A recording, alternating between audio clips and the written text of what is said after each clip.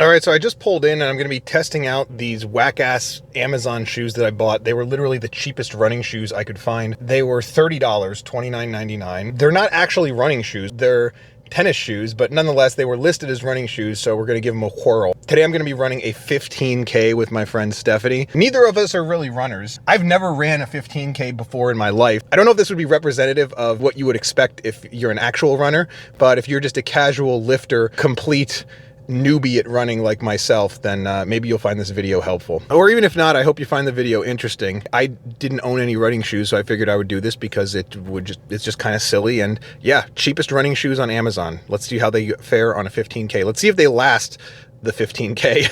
I'm hoping they don't explode because I really don't have a backup with me.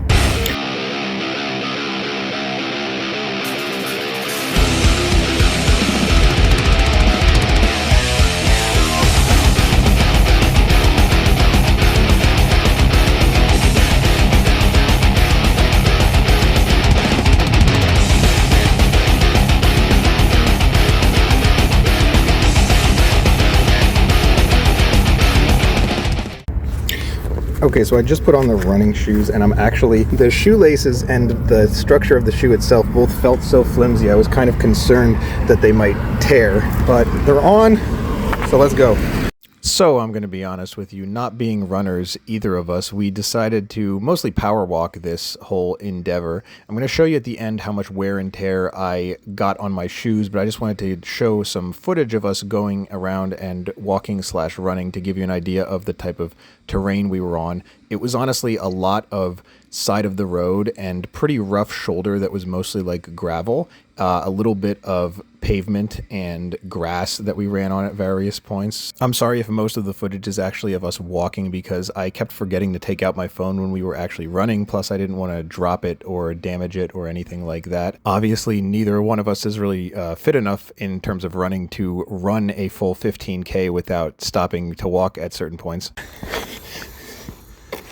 I mean, they don't have, well, actually, they actually do have a little bit of visible wear already. I'm just looking at them. Yeah, the shoes were already starting to wear a little bit after a 5 or 6 Ks into it, and there I tripped over a rock.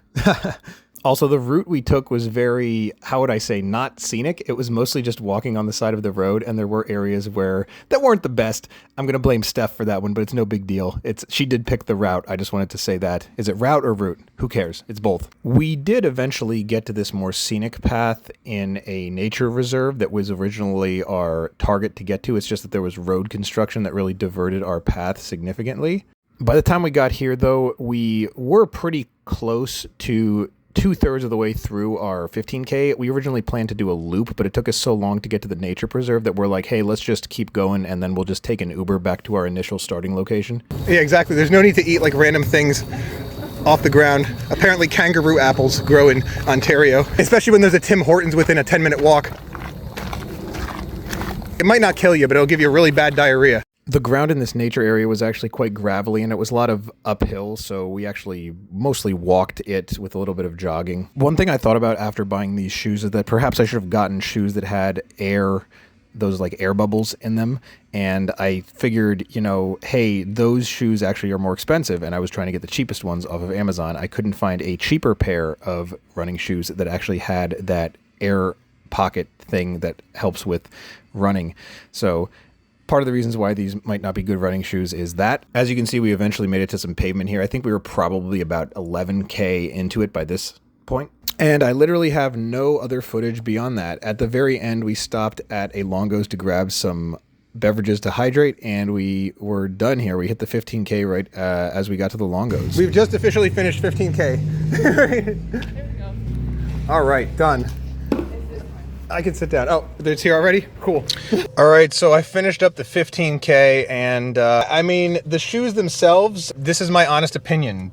Just telling you, I know very little about running shoes. One, I felt like the shoelaces themselves felt a bit low rent. I mean, obviously you can't really expect to get amazing shoelaces, but the whole area around here didn't feel great. I think the toe box of this, I felt like there was very little support in the toe area, and they didn't feel like super springy, but I guess again, what do you expect from tennis shoes that are labeled as running shoes? The soles of them, I don't know how well you can see that, but there's definitely, especially around here from just doing this 15K, there's a lot of wear on those soles. I'm gonna be using these for a Tough Mudder in about 2 weeks, and maybe I'll give an update at that point on how well they're holding up. I don't see these lasting a super long amount of time. I don't know if this is a normal amount of wear for one 15K, is like this much wear and tear on here, but I mean, they definitely have noticeable wear after just one 15K. What's the average duration of or lifespan of a pair of running shoes? Maybe I should figure that out and then put it up on the screen.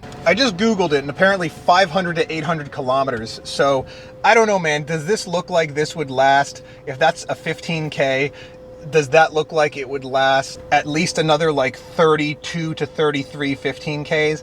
I don't know. Honestly, my opinion is you're probably better off going a little bit more expensive and getting like even like a $40 or $50 running shoe, even if you're gonna get it off Amazon, seem to have significantly more features than this one. The brand here is Damyuan. That's what it says. Damyuan. There seem to be quite a few different brands that sold this exact same running shoe, just rebranded. So I don't know. Not really a running shoe. It's a tennis shoe. Not great performance, lots of wear and tear. It felt okay, like comfort wise, but again, I was not running like super fast and they were brand new.